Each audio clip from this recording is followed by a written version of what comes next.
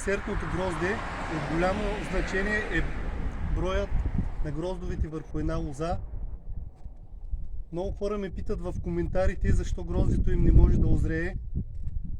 Силното натоварване с грозди на лозите е една от причините, дори бих казал, че е основната причина. За целта ние трябва да премахнем част от това грозде. Първо трябва да си разплетем гроздовете от листата и от теловете, за да придобием една обща представа колко грозди имаме върху всяка една лоза.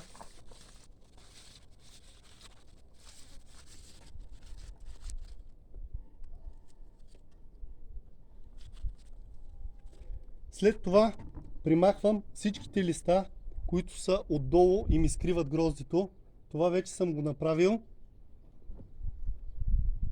за да може, когато пръскаме с препарати, те да попадат директно върху зранцата на гроздето, защото особено препаратите за брашнистата мана трябва да имат хубав контакт с гроздето, за да го защитят.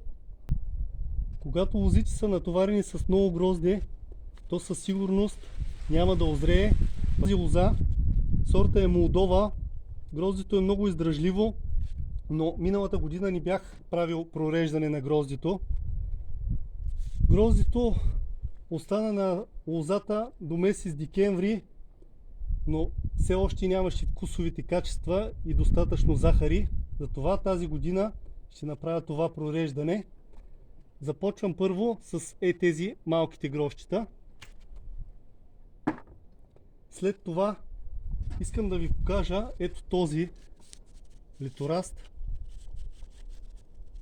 колко е слаб, а върху него има 3 грозда. 1, 2, 3. Със сигурност това грозде върху този литораст няма да озрее, а и самия литораст няма да озрее и няма да може да презимува. Затова от този слабия литораст аз ще махна всичкото грозде. След това оставям тези 2 грозда и ще има много по-добро провитряване. Тук са също 3 грозда на този литораст. Ще махна ето този последния. Както се вижда добре, той не е се опрашил, защото пролетта беше много дъждовна и голяма част от гроздето не можа да се опраши добре. Продължавам насам.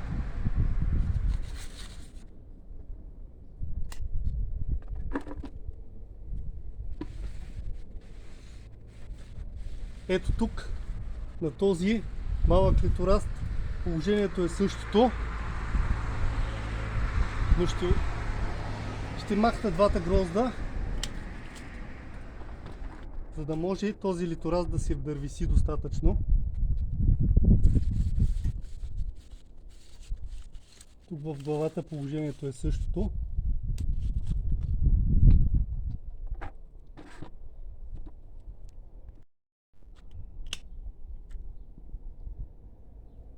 С увеличаване на силата на лозите с годините увеличаваме и тяхното натоварване с грозде.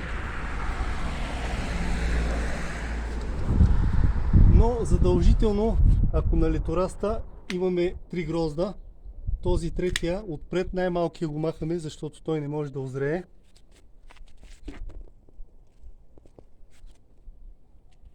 Това прореждане на гроздето се прави на 2 етапа. Първият етап е още с филизенето. Показвал съм подробно в едно от предните ми видеа как да си направите правилно филизене на лозата. Сега искам да ви покажа на съседната лоза, сорта е Булгар.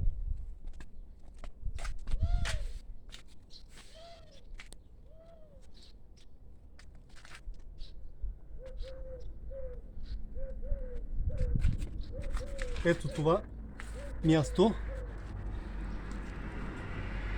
Това са 2 литораста, които са покарали от плодната пръчка.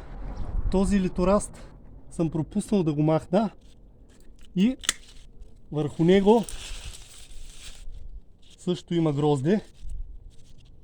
Този литораст се маха още с филизенето.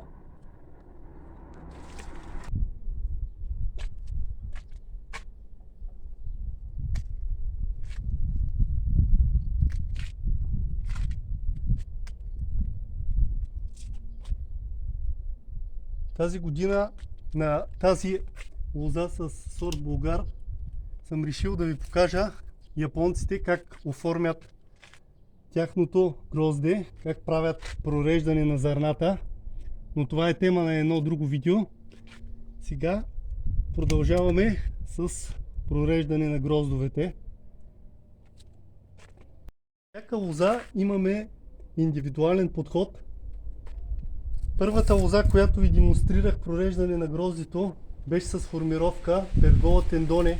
Там имаме 4 плодни пръчки с 4 чепа и със сигурност имаме много повече грозде от тази лоза, която е в формировка Пергола трентино.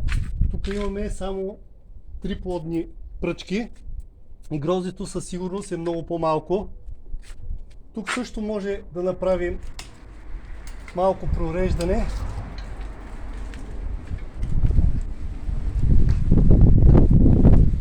За да имаме по-добро проветряване на гроздето.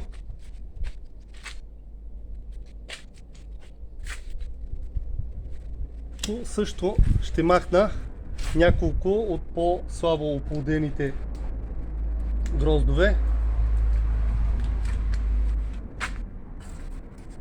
На винените сортове грозде такова прореждане на гроздето не се прави. Там още с пролетната резидба ние определяме натовареността на лозите с грозде.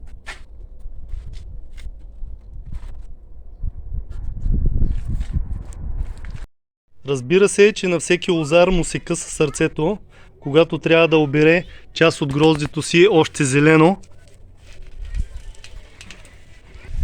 По този начин намаляме количеството, но за сметка на това увеличаваме качеството на гроздето.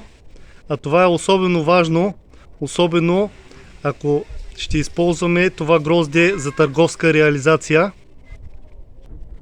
Има едно неписано правило, което казва, че за да изхрани един литораст, един грозд от около 1 кг, върху този литораст ние трябва да имаме минимум 20 листа, за да може тези листа да образуват достатъчно захари и гроздето ни да бъде озряло.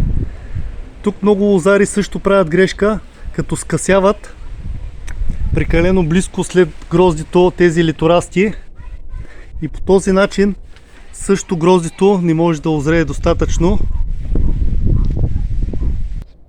Но за всяка лоза трябва да имаме индивидуален подход. Трябва да наблюдаваме през годините кои лози успяват да изхранят гроздето си достатъчно, при кои лози литорастите успяват да надебелеят достатъчно и презимуват, при кои лози гроздето остава кисело. Въпреки че от тази лоза аз обрах една кофа зелено грозде, погледнете колко много грозде все още остана върху нея. Надявам се да съм ви бил полезен. Ако е така, абонирайте се за канала ми. Натиснете камбанката, за да получавате известие всеки път, когато кача ново видео. Чао!